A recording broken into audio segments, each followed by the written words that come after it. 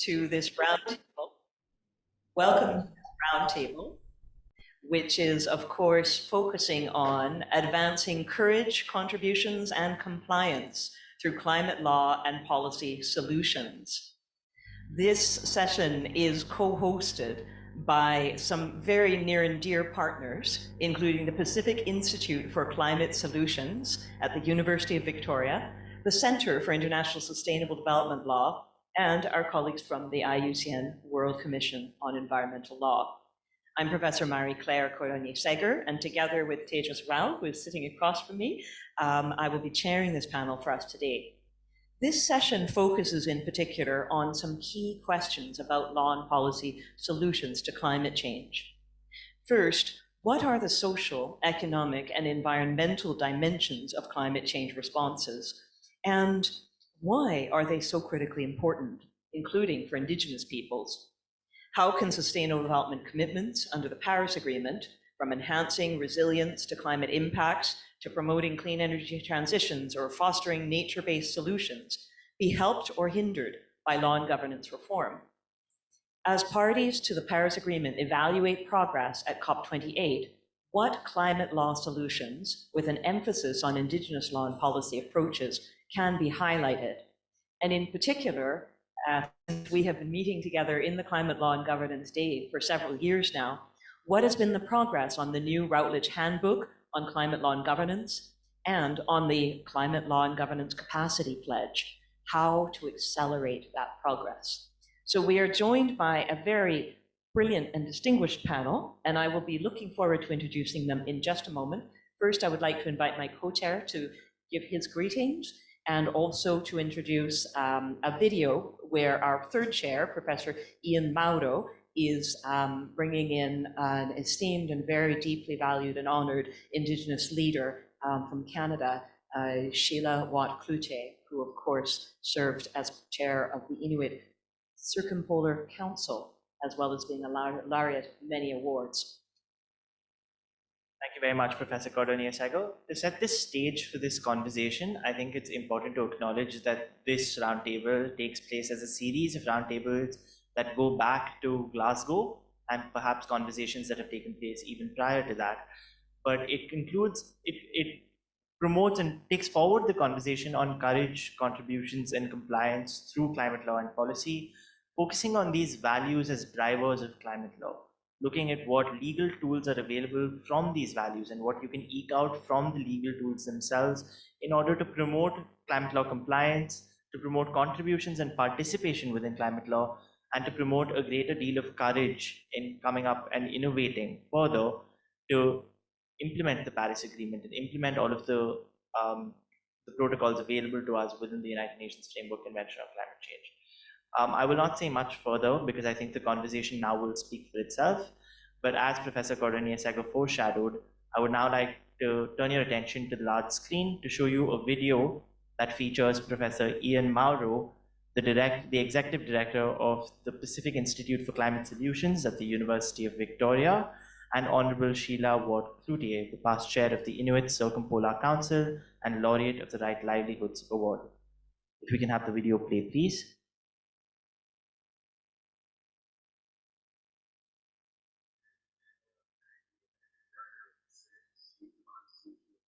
University of Victoria in British Columbia, Canada. I'm coming to you from the following speaking territories of the coastal Salish people, and that matters because the original inhabitants of these lands, people who have been on these waters and territories for thousands of years, have witnessed environmental change. They have navigated it. They have tremendous insight to help us collectively figure out how to deal with it through Indigenous science, Indigenous values, natural law, and understanding of the laws of nature.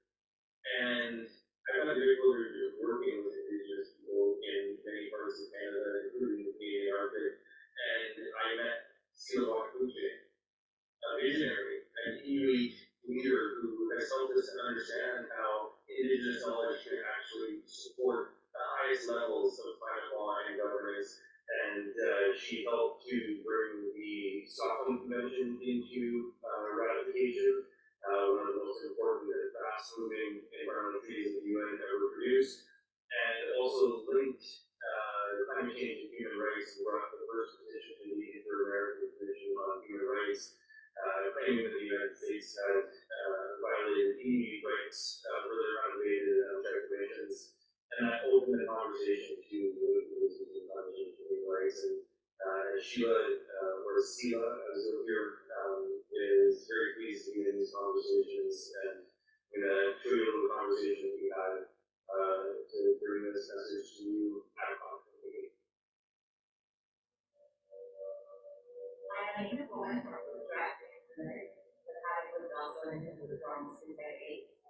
I probably way up for 6 years of my life, and in 1926, went on to education work. I did a good education system. Then I did a lot of international work. We went to the Certain Council on the Fox Treaty that persisted with the successful Stockholm Convention on these boxes that ended up in our food chain, and there was a work for mothers. But the mother and grandmother for me was a no-brainer to say, this is not just a kind of story. He was successful by engaging the multiple people and rather than the multiple purpose, educating the world what toxins meant for us in terms of health. You know, I was out there putting the human face to these issues.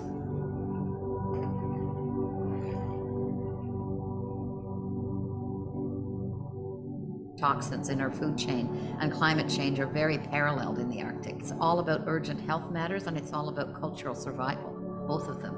And so they intersect. Climate change is yet another assault on a way of life that has so negatively impacted us. And so I became the spokesperson for the Coalition of Indigenous Peoples of the Circumpolar World in protection of Inuit rights and culture. We were able to then just switch right away to addressing the issues of climate change because the two are very interconnected. And that work led me to pioneering the work on connecting climate change to human rights.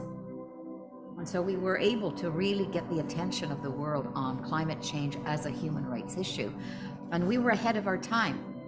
Within 5 years, it became mainstream language, climate change, human rights issue, where the UN, Amnesty International, and many other organizations now see it as a human rights issue. So we paved the way for that. A lot of your story is obviously inside your book, The Right to Be Cold. What does that mean to you, that statement? Well, it means everything to me. The right to be cold is our right to health, our right to our homes. There's so many rights involved in that. Every right that we have that is already entrenched in international law is the right. And it's our right to be Inuit as we know it. And our right to be Inuit as we know it has been limited and diminished because of all of these environmental problems that we're facing today. We thrive in the cold. Our animals thrive in the cold. We thrive in the cold. Ice is our life force, and this is really about the livelihoods of Inuit, the culture, the wisdom, because as the ice goes, so does the wisdom of Inuit. The solutions are not far from home. They are home. And for me, I really do believe strongly that culture is a medicine. And I also strongly believe that indigenous wisdom is the medicine the world seeks in addressing sustainability issues. Don't see the indigenous wisdom or Inuit wisdom as victims of globalization, of commercialization, of climate change, but see us as teachers. And once you see us as teachers, we have much to teach about these issues. It's about building partnerships with those that I think are going to be grounded in the understanding of indigenous wisdom, and building those kinds of partnerships with others who have that influence and the resources around them that would help to elevate those kinds of messages to the world. But again, as I always say in my talks, it will happen at the speed of empathy, and it will happen at the speed of trust. And those are really important in terms of building empathetic, deeper understanding of indigenous issues, because then you can create a building of trusting relationships. That's reconciliation in real time. And so again, it's about working together. How do we build a sustainable world? And for me, leadership is really important. Leadership is about really bringing those pieces together from an authentic place. We are the land, you know, and the land is us. We've got to be real about these issues, and that we've got to think differently. These wonderful insights that Sila has presented help us to think about the interconnections and that indigenous wisdom as the medicine that the world needs. And I hope that medicine reaches you at COP28. I hope it enriches your day. I hope it enriches the dialogue. And thank you for letting Sila and I make this small contribution to the gathering. And over to Mary Claire and the other folks in the session. Enjoy your day, and let's carry this work forward in a good way that respects Indigenous peoples from all over the world. Thank you.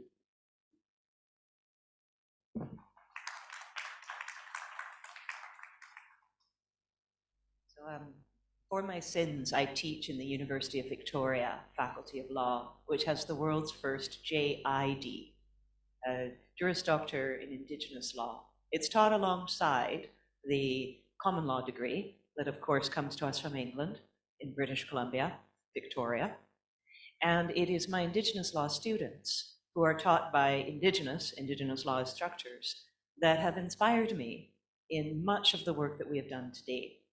So when we look for climate solutions, we can look at the common law, we can look at the civil law, countries like Brazil, countries like Germany, oh yes, and France, and the Francophone African countries, all of Latin America actually. We can also look at the Indigenous law and the Sharia law and other legal systems that over time I think we will understand offer us many solutions. This panel, of course, is meant to be pluri-jurisdictional. So we will take any of the solutions that you can tell us about, that you are investigating in any legal system of the world.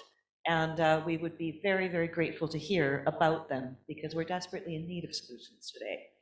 I will start by welcoming especially one of our partners in this session, the World Commission on Environmental Law of the IUCN, and a dear friend and colleague for many years, Dr. Fabiano Dandare Correa, who has kindly joined us and has done some incredible work around the world on nature-based solutions and the legal elements of facilitating those solutions. And I would love to hear a few key insights from him. Thank you very much, Mary Claire. Good afternoon. Is this working? Yeah. It's wonderful to be part of this panel and represent the IUCN World Commission on Environmental Law. You might have heard of the commission. It's the biggest network of environmental lawyers globally, and is of course the legal arm, so to say, of the IUCN, the biggest nature conservation organization globally. You might have heard of the work of IUCN, for instance, on the list of endangered species of animals worldwide.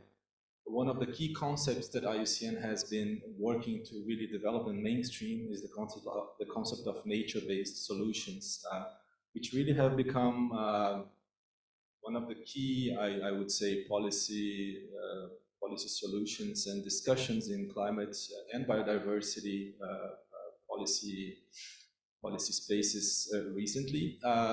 In essence, what a nature-based solution aims to do is really just to help nature do what it should be doing, what it can do for environmental services, for the benefit of the environment, but also for the benefit of society. So it's really working with nature as opposed to working against nature as we have been doing. But as we are lawyers, we understand the importance of concepts. So the importance of looking at nature-based solutions also from a legal perspective is first and foremost to understand if this is really going to become mainstreamed as a policy concept, as a solution that can be used widely. We need to understand what it is and what it is not, and how to implement it effectively, and then to also understand what are the implications of using this, what are the enabling elements, both from law and policy, that can really support the achievement of this policy tool. So importantly for the concept of nature-based solutions is that it is multifaceted, right? It isn't supposed to just address a specific climate change objective.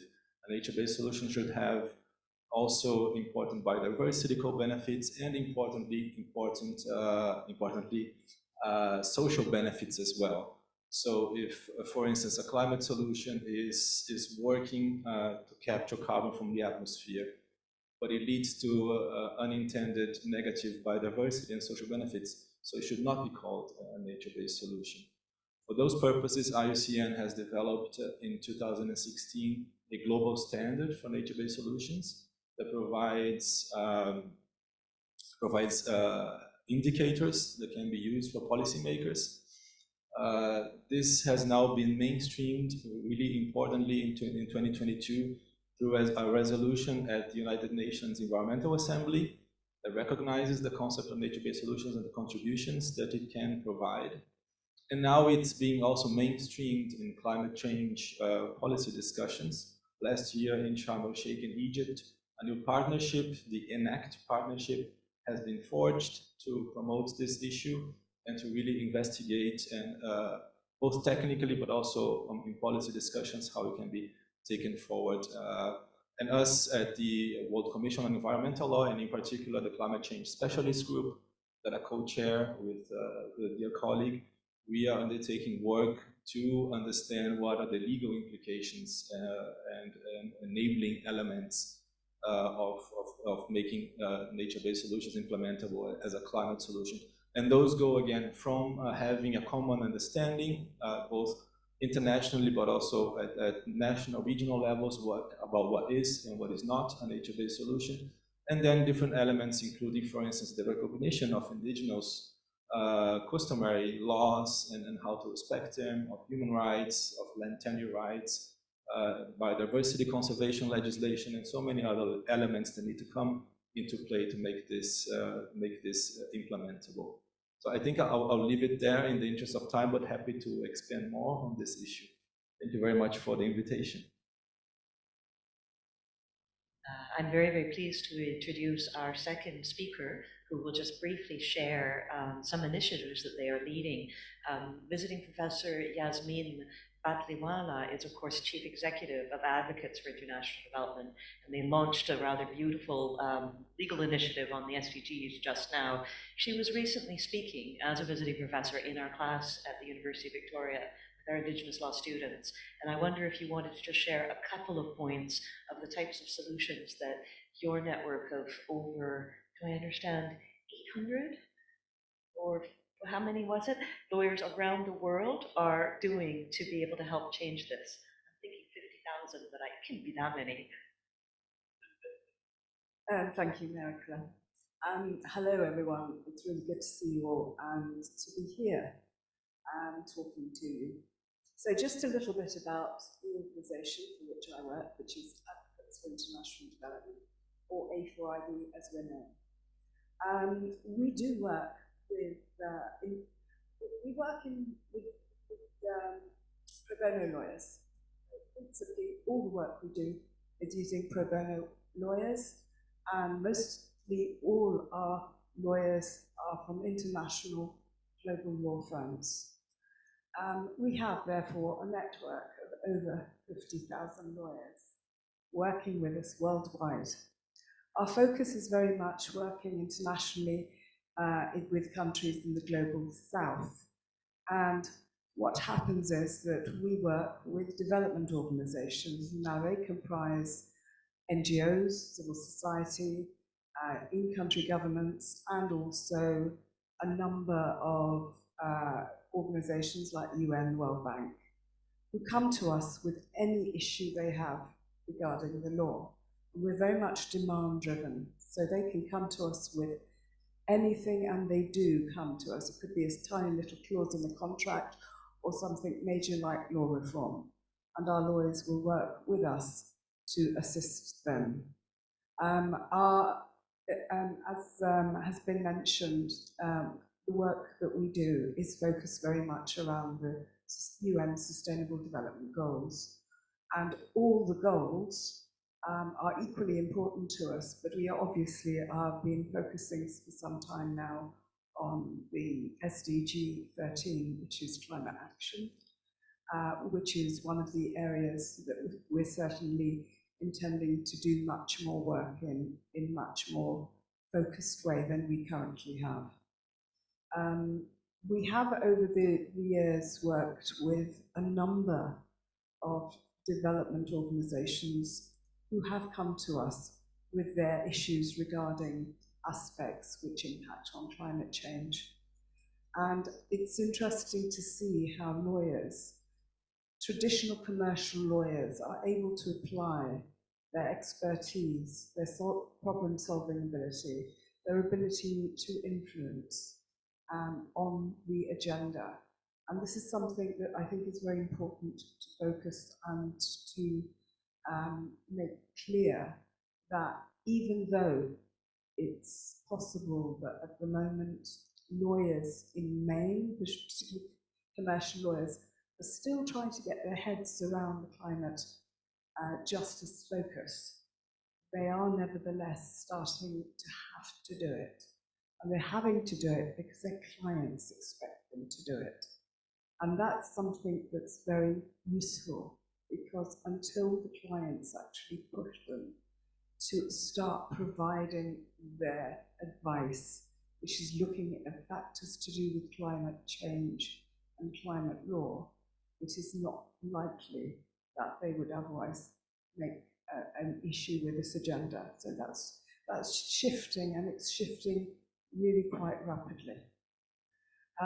ESG seems to be the focus at the moment with a lot of law firms, but as I say, the client's agendas are much wider, and so that's enabling that to happen. So in a small way, we're playing quite a big role. The majority of our countries where we work and operate have been seeing the effects of climate change firsthand in at least the last 10 to 15 years. And that's now becoming much more apparent in the global north. And as a consequence of that, I think the fact that climate change is affecting us all is actually going to have a wider and greater impact. Thank you very much, and those are key insights, deeply appreciated. Also, the work you're doing to help to actually be part of the solution is deeply, deeply appreciated, including by my students just recently. I'm now going to turn to one of the other organizations that is truly leading the way in terms of both engaging on the policy and the law and also leading some of the solutions worldwide.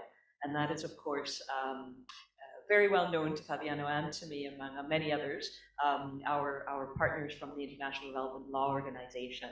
And advocate Ermina Pacho is here as climate justice specialist with IDLO, and I'm very, very glad that she is. Before I pass the microphone to her, however, I would like to just recognize a few friends and colleagues who are here in the audience. The vice chair of our board of the Center for International State Development Law, Advocate Pierre Gontier, who is here with us, come all the way from Montreal.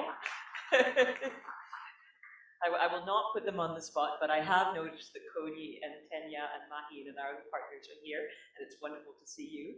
And also, Professor Ian Fry has already joined us, our human rights rapporteur on human rights and the climate change for the United Nations. And so I'd like to just welcome them. Finally, I will underline that she wasn't able to be joined in this morning, but Lara Duvartis, who is, of course, here from the International Bar Association, our other partners, is secretly in the audience. Welcome. So I'm going to turn now to Yamina and just ask her to give us a few thoughts from IDLO's leading work in this area. Thank you so much. Good afternoon, everyone. It's a pleasure to be here. So I'm a climate justice specialist working at the IDLO, International Development Law Organization, which is the only intergovernmental organization that is exclusively devoted to promoting the rule of law to advance peace and sustainable development. And I'm happy to share that this year marks 40th anniversary of that work at IDLO. So we're very proud of that. And for our integrated approach, including research, programming, and policy advocacy, we have seen firsthand the transformative power of the rule of law. And in the context of climate crisis, based on our work, the international framework and emerging crisis, we believe that essentially climate crisis is a crisis of justice that is exacerbating the inequalities, threatening human rights and sustainable development in every single part of the world. Therefore, justice must be part of the solution, and this is why IDLO adopted this approach of. This is why IDLO adopted rule of law approach to climate change. So, what are the key elements of that? So, first of all, we believe that climate justice requires fair, equitable, and effective regulatory frameworks to accelerate action to achieve the goals of the Paris Agreement. These laws and regulatory frameworks, they should ensure compliance with human rights and environmental rights, especially when states are implementing international obligations into their domestic law, and then that should help them better include human rights and good governance principle in their national adaptation plans and nationally determined contributions. Also, COP28 is a moment of taking of the first global stocktake. So we believe that in that context, it's critical that we look at the rule of law. We recognize its power and the role of the climate justice, especially when we talk about loss and damage and how to operationalize the fund to ensure that the frontline communities do have real access to justice, and that this is operationalized based on principles of human rights, gender and inclusiveness.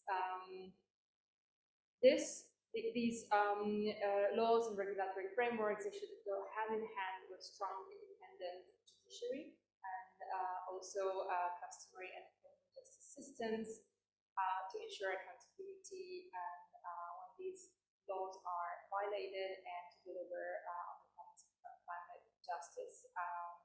We have seen, especially the customary and criminal justice systems, we have seen working greatly in Somalia, Kenya, and Rwanda, for example. We also need to focus on women and girls and champion feminist climate action.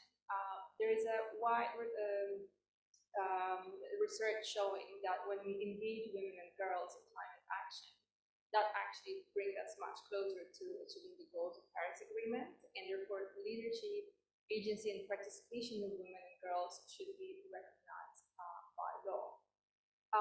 Moving forward, we also need to empower the most vulnerable communities, and here again, women and girls, young people, indigenous people and local communities, migrants, refugees, and internally displaced persons, also smallholder farmers and other stakeholders, so that to ensure that they have legal and policy tools to fight against climate injustice, and that they can benefit from just transition and also participate actively in adaptation and mitigation initiatives. And last but not least, we strongly believe that there is a need to improve the governance over land, water, and natural resources. And here I would like to make a link with the indigenous peoples and local communities that we see on the screen, because indeed climate change has the greatest impact on those who are most dependent on land and natural resources, one of the greatest impacts. And according to the data, as research show, indigenous people and local communities, they occupy 20% of the Earth territory, and they are custodians of 80% of planet's biodiversity, yet they are among the most excluded from governing their land.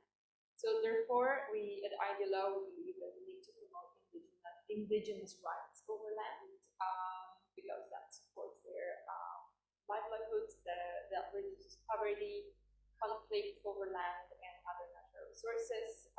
Especially in that context, we must recognize customary land rights and diverse forms of land tenure systems. And here also, not only for indigenous indigenous peoples and local communities, but also for other groups such as pastoralists and people on the go, migrants and refugees, to prevent conflict and tensions with the land. Just the last point is that we should ensure that through this legal, through the rule of law approach, that indigenous peoples and local communities are included in the creation of national and international climate and biodiversity policies and decision making in order to make sure that principles such as free, prior, and informed consent are actually implemented in practice. Thank you also here. Excellent. Thank you very much. Absolutely. Now, I understand that Advocate Wayne Garneau-Williams, who is President and CEO of the Intertribal International Trade and Investment Organization, has not yet been able to join us online. Is that correct? Okay. Well, in that case, we will turn directly to a brief presentation that has been prepared by our three discussants, Advocate Susan Ann Samuel, who is a researcher at University of Leeds, and most importantly, the Fellowship Officer of the CISDL, as well as Advocate Gwyneth Boone, a researcher with the CISDL, an assistant editor for the University of Victoria, and Ms. Ajoa Apia, who's a researcher at the University of Waterloo. The last two, I believe, are with us online, despite various time zones. We can see you on the screen. I'm so glad to see as well. All right, now I'm really worried about timelines here.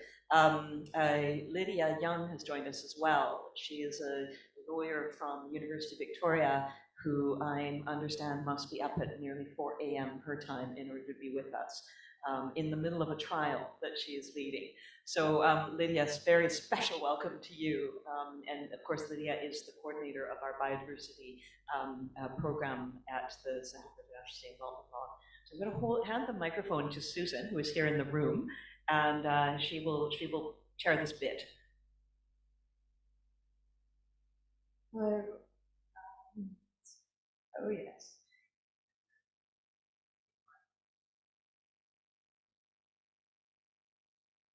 Okay, so I consider myself very fortunate to have this opportunity. A very huge thanks to Marie-Claire Codogna-Segur and all the people here at Middlesex University, and this is extremely wonderful. And I'll take this opportunity to just give an intro onto what we want to discuss about what we heard from the panel just now, which is actually very interesting to know that about the pro bono approach, about the nature-based solutions of the indigenous people and the rule of law. And we know as young people, we want more. We want more ambition, we want more legal accountability and all the measures. And so my colleagues and I have prepared this just to introduce you to the few initiatives that can bring courage, compliance in the climate ambition. So to get you onto what we want to tell, it's just that the first initiative that I want to discuss is Climate Law Capacity Registry. So that is spearheaded by myself under CISDL, Center for International Sustainable Development Law. And what we aim to do is, like, during COP26 in 2021, we took a pledge that from 600 to 6,000 people, we will at least try to bring together as legal and governance specialists.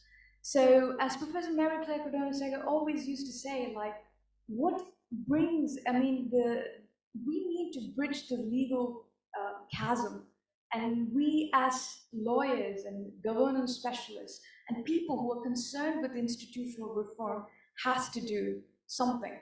And so the Climate Law Capacity Registry, which stems from the pledge at Glasgow, is now, in 3 months, more than 3,000 law and governance specialists. So we're doing this not just to bring another initiative on the front, but just to resonate into to bring that human face to socioeconomic and environmental dimensions. So why we do this is, again, rooting back to courage, compliance, and what more. So I would like to hand over to Lydia and Gwyneth, who's online, who would like to take us on the initiative of the book. Absolutely. Thank you so much. Samantha. Oh, can you hear me okay? Perfect. Good afternoon. My name is Gwyneth Boone, and I'm a BCL JD candidate at McGill University and a research assistant for the Center for International Sustainable Development Law. I'm happy to introduce our upcoming Routledge volume, the Routledge Handbook on Climate, Law, and Governance, Courage, Contributions, and Compliance.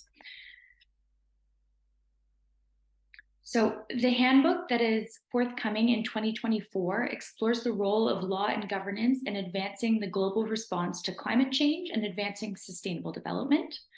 The contributions are by leading experts, practitioners, and emerging scholars on recent legal and institutional innovations relating to climate change. The handbook is edited by Professor Mary-Claire Cordonier-Seger, Professor Christina Voigt, and Dr. Alexandra Harrington, with a foreword by Dr. Alexandra Harrington. And essentially, the goal of the handbook is to bring together leading research on the implementation of the Paris Agreement and make it easily accessible for practitioners, academics, and policymakers. Thank you.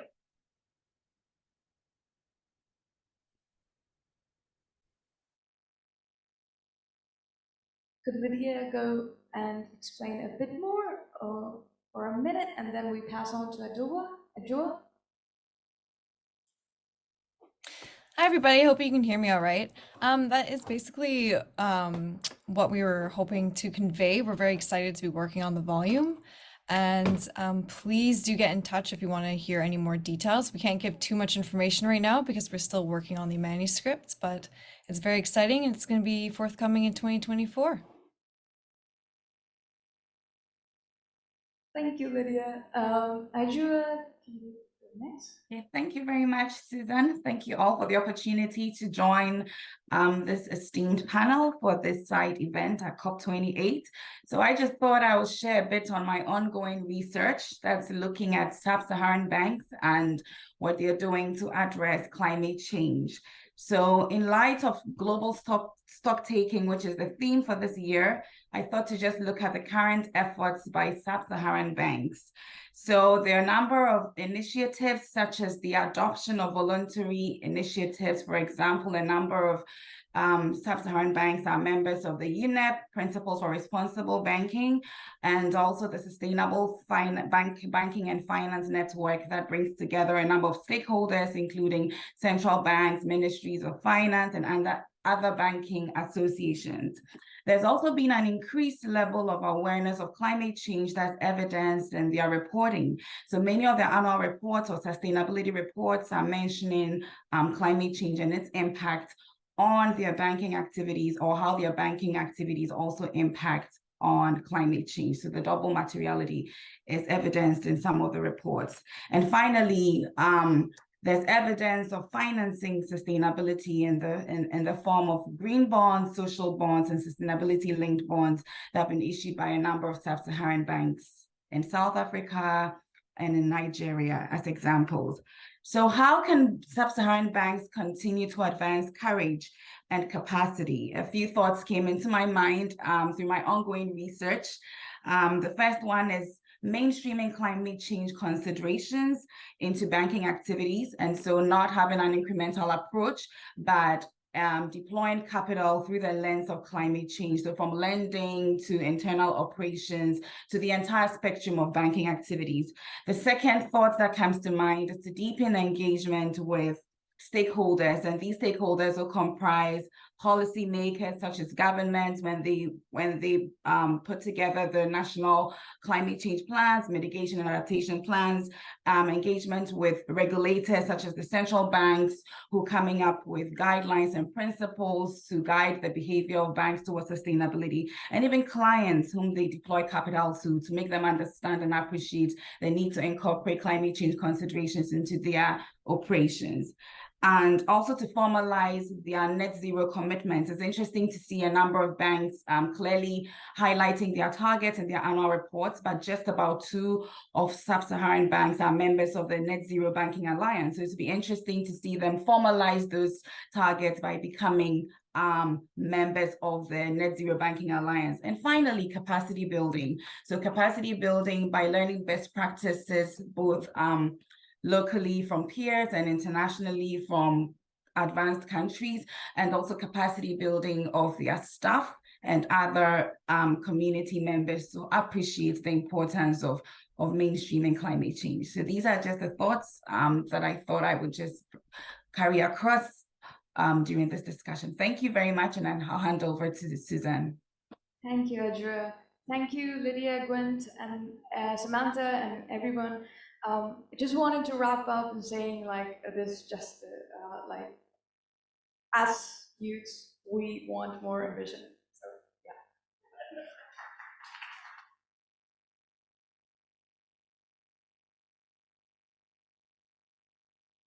Wonderful. So I think we've managed to save a little bit of time, and my colleague Tejas, co-chair, will take the questions.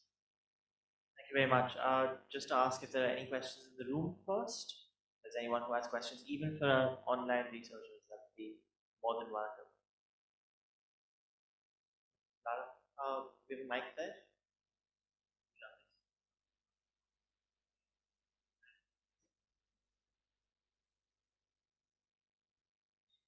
Thank you very much. My question is, what can commercial lawyers that have some free time and capacity do to help assist all of you in your organisations? Because I say that I'm Australian qualified, I've got a lot of friends who want to do a lot of good work, who went straight from law school to a law firm, that aren't in academic circles, that aren't in NGO circles, and don't know how to get in to do work and help. So what can they do? Thanks.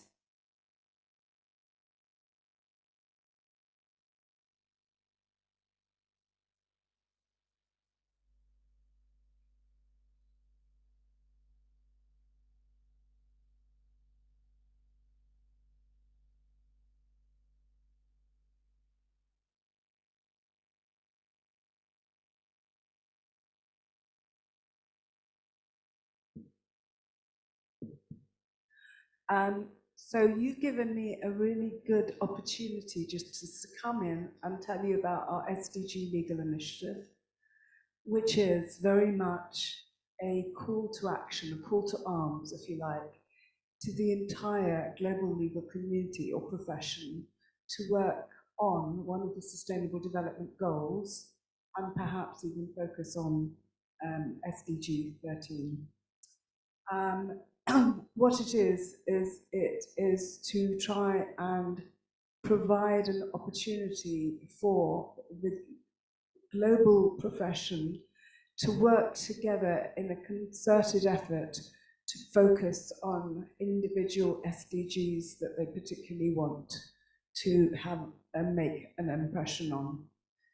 Climate change, it seems to me, is one where global lawyers from the global north and global south can work together really very effectively in doing so. It's an absolute agenda which is very easy to follow, with different aspects of experience as well as understanding to actually look at how it would do so. We have provided a platform, and the platform contains various different tools and resources that are available, including our SDG legal guides, which actually indicate exactly what laws, what areas of legal expertise are required, and indeed, more importantly, what lawyers can do practically to have an impact. Each of the SDG legal guides, there are 17 of them for all 17 goals. What I would just like to end by saying is SDG 17 is perhaps the most important of the goals, and that's one of partnership. And it stresses the importance of partnership, working, and collaboration. And without that, I don't think lawyers can operate either. It is very much having those conversations with scientists, with governments, and also with civil society. And without those rich conversations, I don't know how well we can operate. But it actually, SDG Legal Initiative is one way of lawyers who are not currently in this space to have an opportunity of actually getting involved and understanding. And I think the first thing is understanding why it's relevant. And until they can do so, they won't necessarily want to be involved.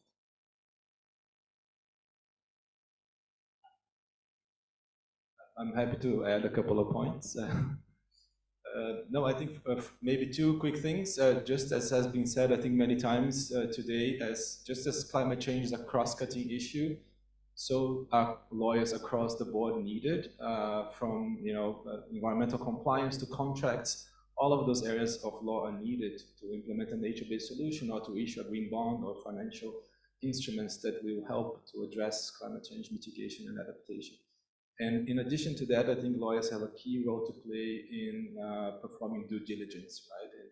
And advising clients on operations, on transactions, on investments, really to become aware of climate change and its implications, human rights implications, biodiversity and nature impact implications, and to be able to advise that in an informed and responsible manner. I'll add to that then, in terms of becoming informed and in particular ways to do so. We do have a new program that we have launched under my chair in Cambridge called Democratizing Education for Global Sustainability and Justice. And the main goal of the program is to ensure that those interested, particularly from a legal or governance background, no matter where they are in the world, particularly in countries where, as we've talked about this morning in the teaching climate law session, there is no course being offered on climate law. There is no course being offered on the law that will help us to get to the SDGs. They can take those courses online. And so I think some of you, maybe even many of you, have access to those courses. They're only 8, maybe 9 hours long, and there are scholarships for everyone. And the way that it is set up in particular is to allow people to engage and to gain that capacity on the SDGs and the law, on the Paris Agreement and the law from their own home, on their computer, and receive a Cambridge University certificate that they can take forward to give them some of the respaldo, some of the backup that they need, the credentials they need to be able to bring in some of these issues when they're advising clients or when they're continuing in their career. So open invitation from the University of Cambridge Democratizing Education Global Sustainability and Justice Program. If you are interested in taking short courses that might lead to more, we now have them available. I understand we've already had 6,600 people around the world log in and take the courses, so we're starting to grow. Thank you. I'll be very brief, mindful of the time, but thank you so much for the question.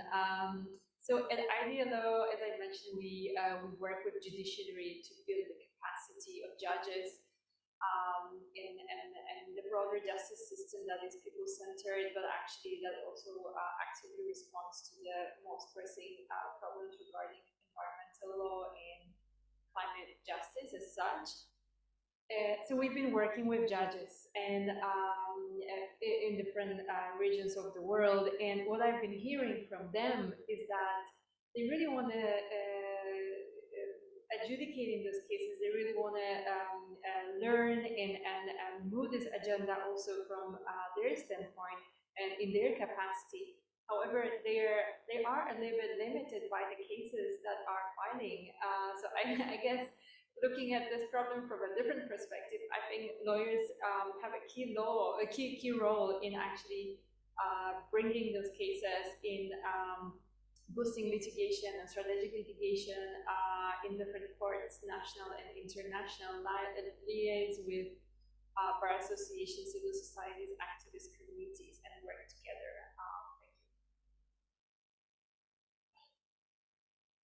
I think the common theme that runs across all of these issues, and I think in trying to get commercial lawyers or any lawyers really engaged with these systems, is that you need a community in a sense. And I think you need a community so that your values get reinforced, and also so that you gain the new skills and the new knowledge from your community, and get inspired by your community to do more than you can, because you are capable of doing that. And as a young lawyer, I think joining, for example, the CISTL, then joining the IUCN World Commission on Environmental Law, and getting the opportunity to interact with EcoRID and IDLO through this process has been, for me, phenomenal, because I've gained skills across from these networks that I think clearly have made me move away from commercial law into this space pretty much full time, but I think could inspire more lawyers to do the same at any stage of their career, especially energized by the fact that most of the populations working within these organizations are now early career, or what academia would classify as being early career scholars. So I would just say that the theme across that would probably lead to courage, contributions, and greater compliance is to move into networks that offer you these opportunities and these systems of thinking. And with that, I will pass to my co-chair to close the session for today. Tejas was keeping us on time. I wonder why. The team really has been just absolutely incredible, and our hosts, especially at Middlesex University Dubai. And we owe it to them to make sure we make it intact to the final plenary and the awards ceremony. So unless there are concluding remarks from online, Lydia, Adjoa, Gwyneth, any final comments? Susan as well? Wonderful. All right. Well, in that case, I will say thank you very, very much for quite an inspiring session.